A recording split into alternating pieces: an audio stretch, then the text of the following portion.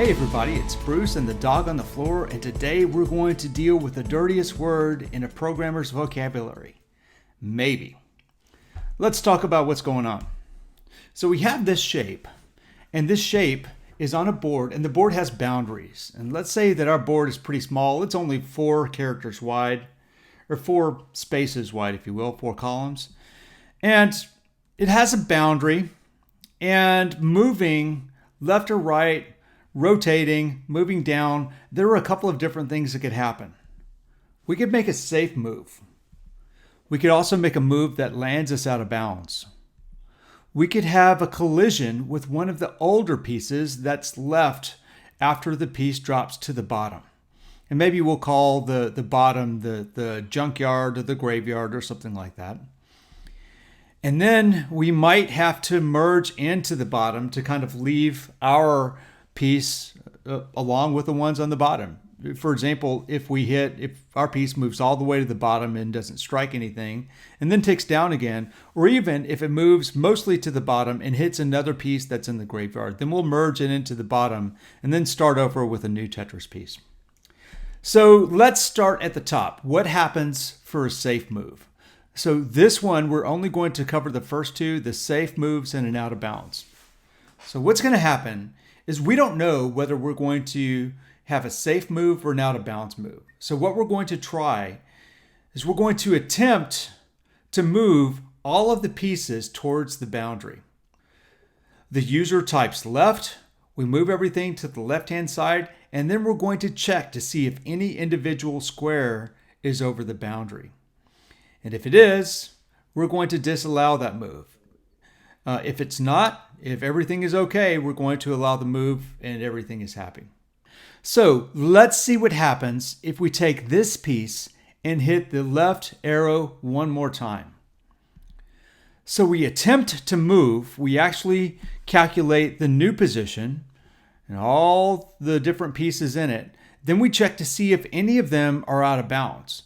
And since the 3 on the left are definitely out of bounds, we're going to fail the check. And so essentially we're going to disregard that move and move it back to the old location. And then everything is happy. So that's how we're going to approach the problem. Let's look at it in 3 different places. First, we're going to need to check to see if a point is out of bounds. Second, we're going to need to maybe move based on whether they're out of bounds or not.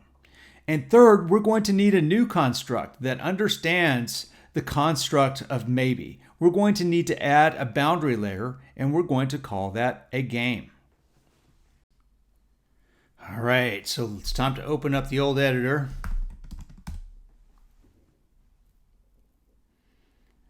All right, here we are, and we have our Tetris layer. So these are core features, or actually this is a boundary feature that kind of wraps around our core. So let's go ahead and hit the game. And this is going to be the place where we handle basically user input. And the user input isn't going to allow me to use clean pipelines to do things like move, because the user might be on the boundary and might try to do something illegal.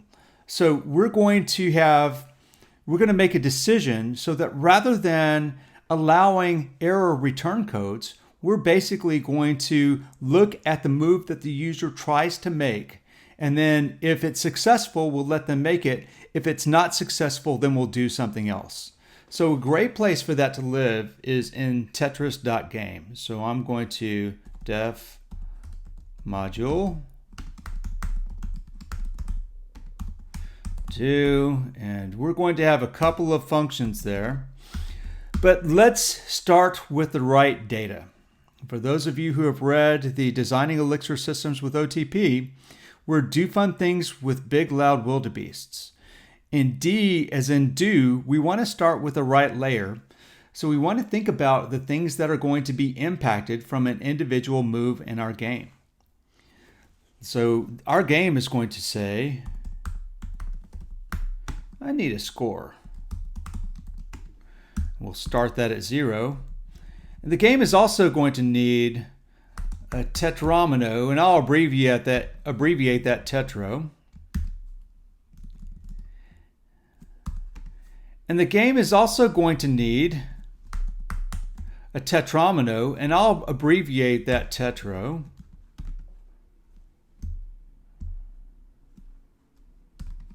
And we're going to need one final thing.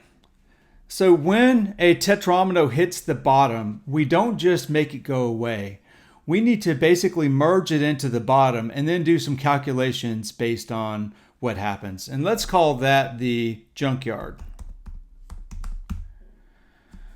And so I think that we will store this initially. Right now I'm feeling a map because it seems like I'm going to need to track a color, but it might be interesting to look something up based on whether it's at a point or not. So to me, it looks like this will be a key value pair where the key is a point and the value is a color.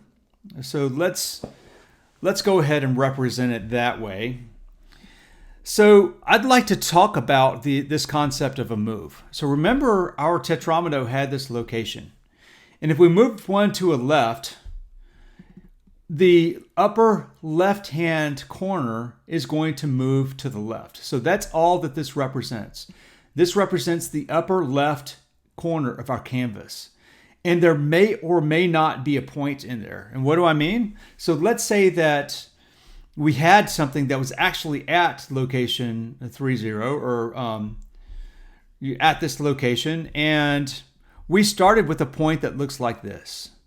But you can see the leftmost point in this is 2, right? This is my L shape, and the leftmost point is 2. So even though this might be at 1, 0, you might not think you could move that to the left, but if it's an L shape, you definitely can.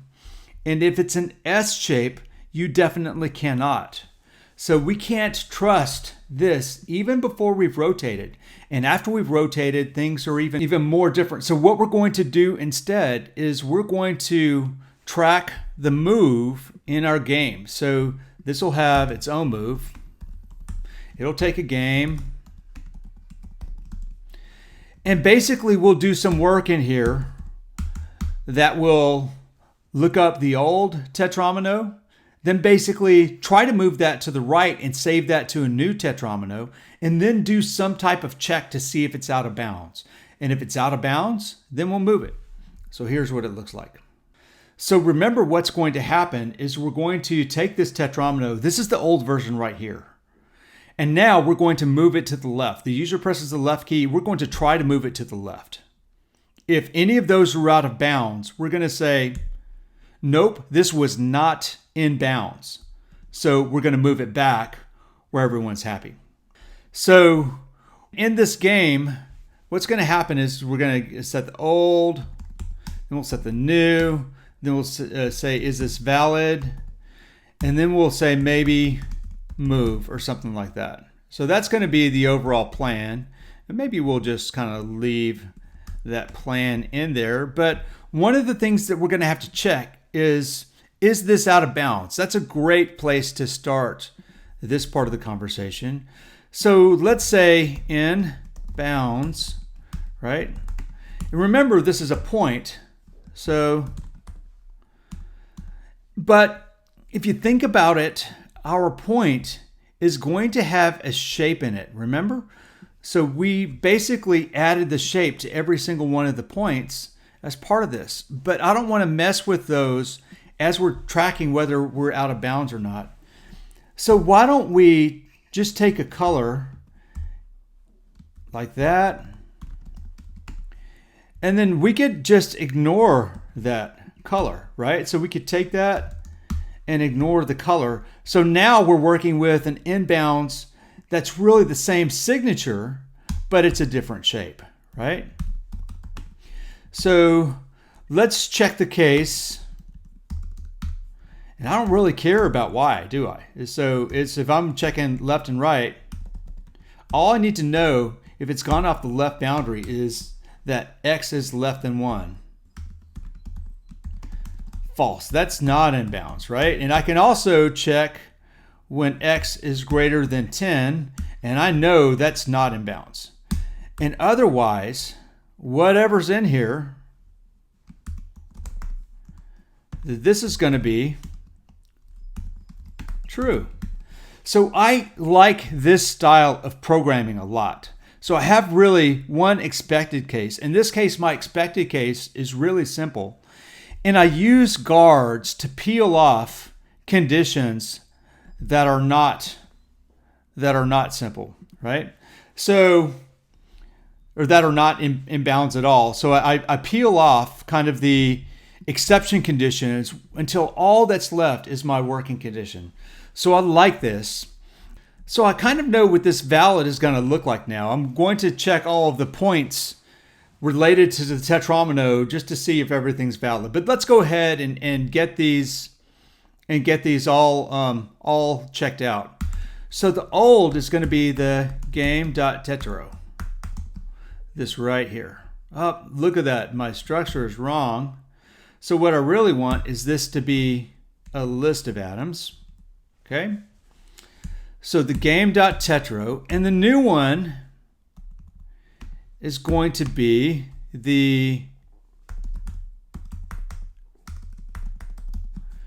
this is move, but we need to basically tell it how we're moving. And I don't want to rewrite that function. We already have some, but I also don't want to repeat everything in this move function for move left, move right, and rotate.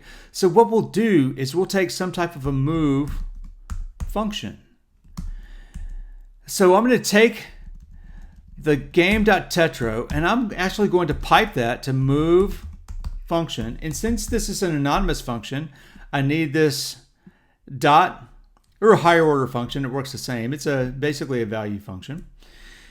And then I'm going to basically, so now the new function is in there. Now I have to check to see if it's valid. So the valid is going to be the new,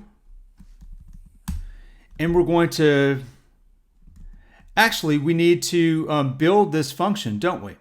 So what is this going to do? We actually need to know what all of the points are.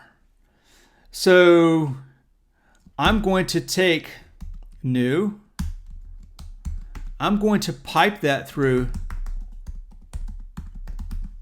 tetromino.show, right? Remember, this one was the one that moves us and it rotates us. So it moves and rotates so that we're dealing with the right points when it's time to render them. We go from this token that we've been moving around, this tetromino.ex, and then we kind of shift into our live view. So at this point, we translate this into points, and those are the things that we manipulate, right? Okay, so now we have points with colors, and we need to check every single one to see if we're valid. So that looks something like this. So we're going to pipe that through tetromino.show, and now we have a tetromino. No, now we have individual points. So basically, I'm going to pipe those points. You know what? This is probably something we could stash in our points, because this is a reducer on points, right? So I could say points.all_valid, right? And so that all valid is going to take at points.all_valid, and that'll return either true or false based on whether they're all valid or not. And so now we have to go write that function. That should be pretty straightforward. So let's see. You know, maybe we'll call this just valid because we get to make the decision whether that's all or any in points. And it just makes sense that that's going to be all. So let's call that valid. Beautiful. And this is going to take points. So, and I'm just going to say, I'm going to pipe that into, actually I think that I'll use the long form of this, that's fine. I'm going to say enum.all points. And then I want to basically call my other function. This is going to be in point, and I want to know if that is in bounds or not, right? So if they're all in bounds, then it's valid. So, and that takes one argument, and that is in point. Great.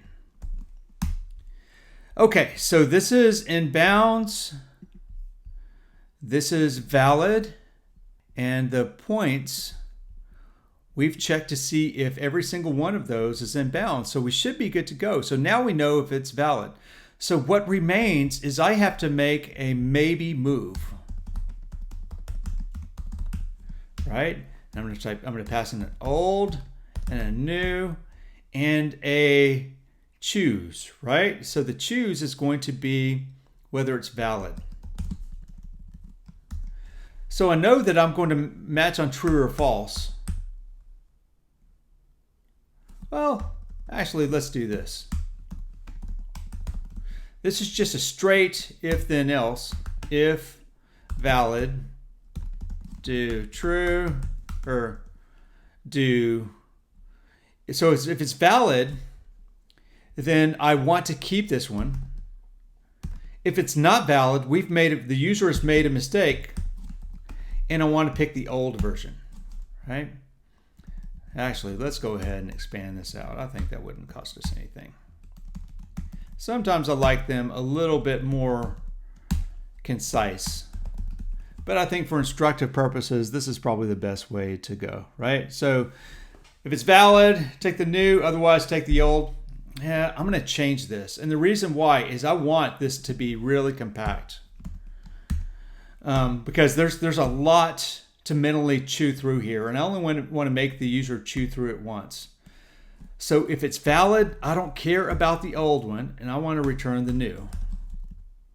So if this is true, valid. So basically all this does is let the user know that this is the valid flag that I'm checking, right? So now I'm going to maybe move, and I care about the old. I don't care about the new. This is not valid. And I want to return the old one here, right? So now if I call maybe move and the thing is valid, I'm going to get a move. If the thing is not valid, it's going to back up, which is exactly what I want. So let's go back to game. Now we have a tetrameter. We have all the points are valid. So now all I have to do is I have to say tetrameter.maybe move, and I'm going to pass it the old, the new, and whether it's valid. I could probably make this a little bit more concise by collapsing those variables. I'm not going to do that, and the reason is that I like to name these concepts, right? This is the old one. This is the new one. And this checks a valid. So I could have basically dropped those in line, at least some of them, but I want to basically say that game.tetro is the old one. And this single level of abstraction makes things really easy to read. Okay, so now I need to, let's see the aliases that I want. I have tetromino and I have points, so I need to add those. This tuple syntax allows me to basically list all the ones that I need to alias at one go. All right, so that's, I'm aliasing both of those things. Okay, so for point, I didn't actually use anything else, so that's good. For points, I did use point, didn't I? But I'm already aliasing point from elsewhere. And in the tetromino, I do have the maybe move there, so that should be good to go. So let's see if we're compiling so far.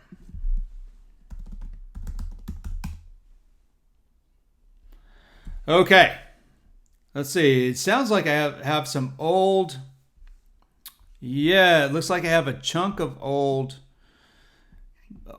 code where I have tetro that's unused. I bet I know where that is. So in the tetromino, Oh, look at that.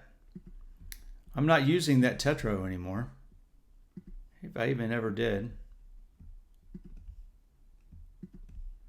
Okay, so let's just grab them all at once.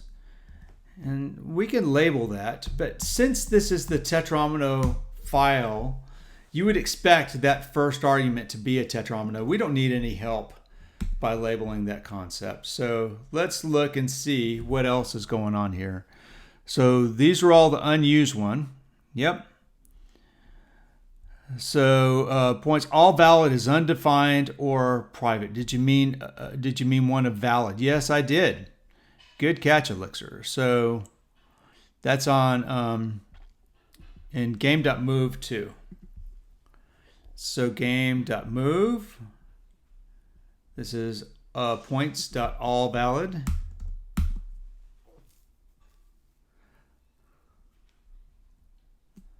And the points.valid.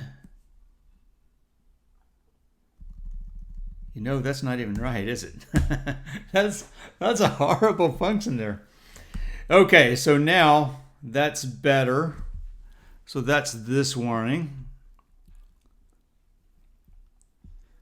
Tetris.points valid 2, valid 1. Okay, so let's see if this is better. That looks good to me. So we can claim victory with this piece. So we are implement backend of boundary. All right, so now that's implemented. Let's see what we've done. So right now our live view is, let's look at that right now. So the game live is right here. You can see that I'm putting a new tetromino into the socket, and that's going to have to change. And then we're doing a show to put the individual points in the socket, and that'll have to change a little bit. You can see that when we move, when we call a key right or a key down, arrow right looks like it's directly invoking right and show. But if we look at the right function, you can see that all I'm doing is assigning a new tetromino to the right. So I wonder, so this move is going to be better off with our game.right and our game.left. But there's something else. Take a look at what happens when a tetromino goes all the way down, right? So when it gets all the way down to 20, I get a new tetromino. It sounds like we don't want our live view to be directly calling our tetromino anymore for the most part. It sounds like we're really going to want to be calling our boundary layer instead. So let's go ahead and see if we can make that happen. So let's go to our tetromino. Well, first we ought to see what happens when we get a new tetromino. There's a new tetromino right there. Yeah, we basically grab a new tetromino and we shove it into the socket, but we could just as easily be adding it to our game. So let's go ahead and add that function. So, yeah. And this is going to take a game, right? And that game is going to come back in this little reducer that looks like this, and it's going to take a new tetro, and then that's going to call tetromino.newRandom, and we're already aliasing that, so that should work just fine. Now the other thing is that if we want to make people move through this API, they can do that by supplying this function themselves, but let's go ahead and make that easy for them. So let's say def right. So the game right is going to be different from the tetromino right because this manages the uncertainty of the user, right? And so what we're going to say is this is a game and we want to call move and we're going to pass through the game. And now we also need to pass through the function, which is dot right. right? So this is the number of arguments. This means that we are passing a function right here. Okay, so it's going to look like that for left and right. You know, I think I want to one line this because these are all going to look similar, and it's easier for the eye to parse them all in one chunk. So I'm going to say left, right, okay, and I'm going to say right, and now I need to rotate.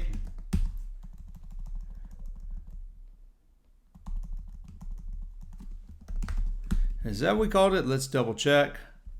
So rotate, there's rotate degrees. That's not what I want. I want the one that basically is going to rotate through. It is going to add to the rotation. Okay, so let's see. Rotate, there it is. So I basically rotate the degrees, right? That's the one that I want. So all that takes is a single tetromino. Okay, so now what I have is very lightweight functions that I can use with my reducer. And it also looks like we're doing a lot of work on the client side to track points with part of that show. But I can actually assign those points in here.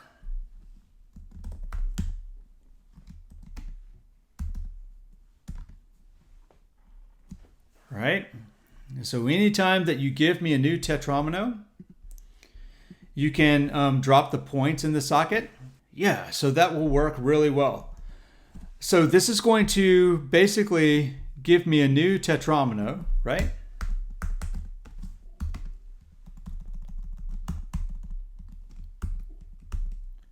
Great. But now I also need to tell the client, or tell the server, to tell our LiveView which points are actually lit up during this time. So that's going to be, I'm going to get to that with show. So the points are essentially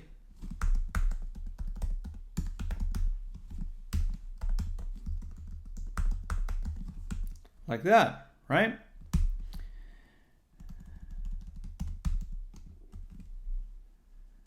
You know what? And I could actually do a show here. And basically, then each function would have its own responsibility, right? And I think I like that. So let's take this and put it in back into here.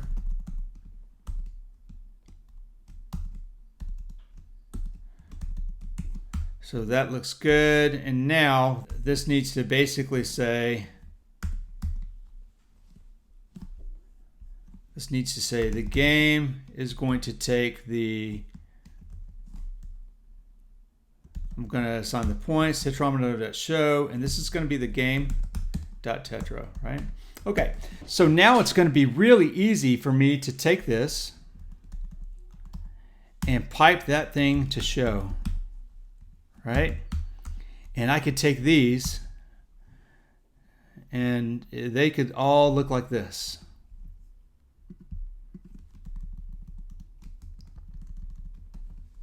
Game. Yeah, that looks really pretty to me. So now I am tracking the points actually in here as well. So let's do a quick compile.